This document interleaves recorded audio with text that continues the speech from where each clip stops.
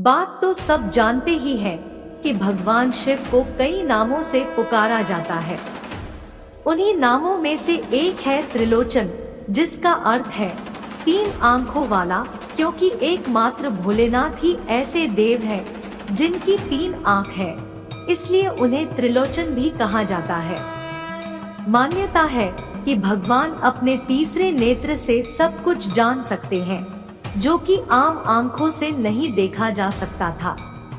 लेकिन क्या कभी आपने सोचा है कि भगवान शिव के ही तीन नेत्र क्यों हैं? तो चलिए आज इस रहस्य के पहलुओं से पर्दा उठाते हैं और आपको बताते हैं शिव के तीसरे नेत्र यानी तीसरी आंख के पीछे की पूरी कहानी। वैसे तो ये बात सब जानते ही होंगे कि इस तीसरे नेत्र का इस्तेमाल शिव केवल क्रोध की अवस्था में ही करते हैं। ऐसा भी माना जाता है कि भगवान शिव ही तीनों लोकों पर नजर रखते हैं। इन्हें सृष्टि में प्रलय का कारक भी कहा जाता है। शिव के तीन नेत्र इस बात का प्रतीक है कि यह इस संसार में व्याप्त तीनों गुण रज, तम और सत्व के जनक है।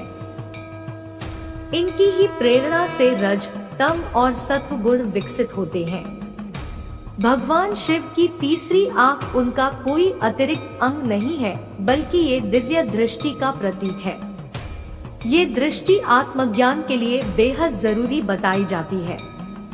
शिव जी के पास ऐसी दिव्य दृष्टि का होना कोई अचरज की बात नहीं है। महादेव की छवि उनकी तीसरी आंख को और भी ज्यादा प्रभावशाली बनाती है।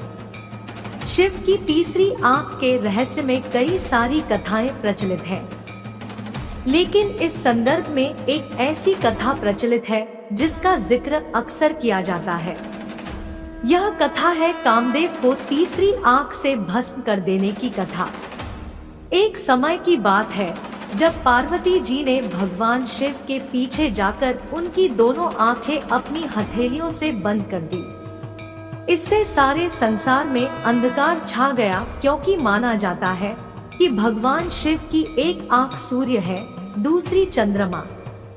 अंधकार होते ही समस्त संसार में हाहाकार मच गया। तब भोलेनाथ ने तुरंत अपने माथे से अग्नि निकालकर पूरी दुनिया में रोशनी फैला दी। रोशनी इतनी तेज थी कि इससे पूरा हिमालय जलने लगा। ये देखकर माँ पार्वती घबरा गई और तुरंत अपनी हथेलियां शिव की आंखों से हटा दी। तब शिव जी ने मुस्कुराकर अपनी तीसरी आंख बंद की। शिव पुराण के अनुसार पार्वती जी को इससे पूर्व ज्ञान नहीं था कि शिव त्रिनेत्रधारी है। कामदेव ने पापवृत्ति द्वारा भगवान शिव को लुभाने और प्रभावित करने किया, जिसके बाद शिव ने अपना ध्यान टूटता देखकर क्रोधित होकर शिव ने अपनी तीसरी आंख खोली और उससे निकली दिव्य अग्नि से कामदेव को जलाकर भस्म कर दिया।